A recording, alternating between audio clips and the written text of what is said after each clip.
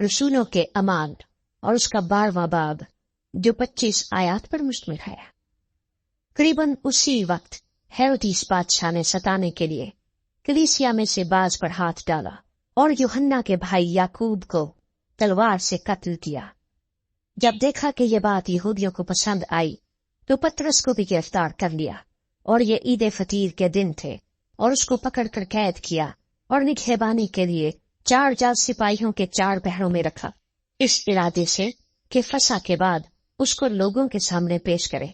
बस कैद खाने में तो पतरस की निगहबानी हो रही थी, मगर कलीसिया उसके लिए बदिलो जान खुदा से दुआ कर रही थी।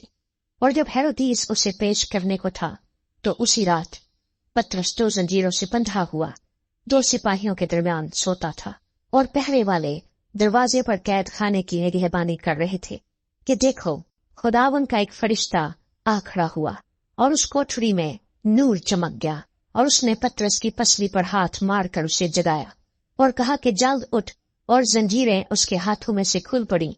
फिर फरिश्ते ने उससे कहा कमर बांध और अपनी ड्यूटी पहन दे। उसने ऐसा ही किया। फिर उसने उससे कहा अपना चोगा पहनकर मेरे पीछे हो ले।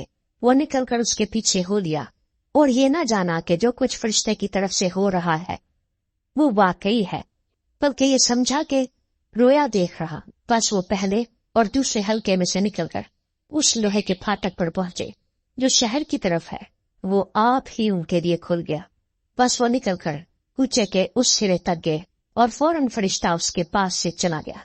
और पतरस ने होश में आकर कहा कि अब मैंने सच जान लिया कि खुदावन ने अपना फरिश्ता भेजकर मुझे हेरोदिस के हाथ से छुड़ा लिया और यहूदी कौम की सारी उम्मीद तोड़ दी। और इस पर गौर करके उस यूहन्ना की मां मरियम के घर आया जो मरकुस कहलाता है। वहां बहुत से आदमी जमा होकर दुआ कर रहे थे। जब उसने फाटक की खिड़की खटखटाई तो रुद्दी नाम एक लौंडी आवाज सुनने आई, और पतरस की आवाज पहचान कर खुशी के मारे फाटक न खोला, बल्कि दौड़कर अंदर खबर की कि पतरस फाटक पर खड़ा है। उन्होंने उससे कहा तू दीवानी है, लेकिन वो यकीन से कहती रही कि यूं ही है। उन्होंने कहा उसका फरिश्ता होगा, मगर पतरस खटखटाता रहा। बस उन्होंने खिड़की खोली और उसको देखकर हैरान हो गए। उसने उन्हें हाथ से इशारा किया कि चुप रहें, और उनसे बयान किया कि खुदावन ने मुझे इस तरह कैद खाने से निकाला। फिर कहा कि याकूब और भाइयों को इस बात की खबर देना, और रवाना होकर दूसरी जगह चला गया। जब सुबह हुई तो सिपाही बहुत घबराए कि पतरस क्या हुआ।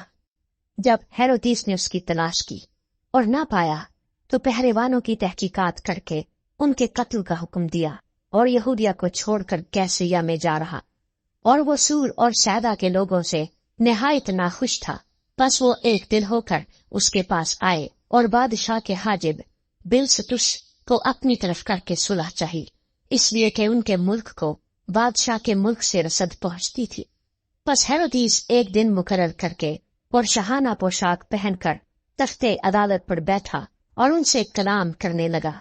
लोग पुकार उठे कि ये तो खुदा की आवाज है, ना इंसान की। उसी दम खुदा के फरिश्ते ने उसे मारा, इसलिए कि उसने खुदा की तमजीद न की, और वो कीड़े पड़कर मर गया। मगर खुदा का कलाम तरक्की करता और फैलता गया, और बरनबास और शाऊल अपनी खिदमत पूरी करके और यूहन्ना को जो मरकुस कहलाता है साथ लेकर यरूशलेम से वापस आए।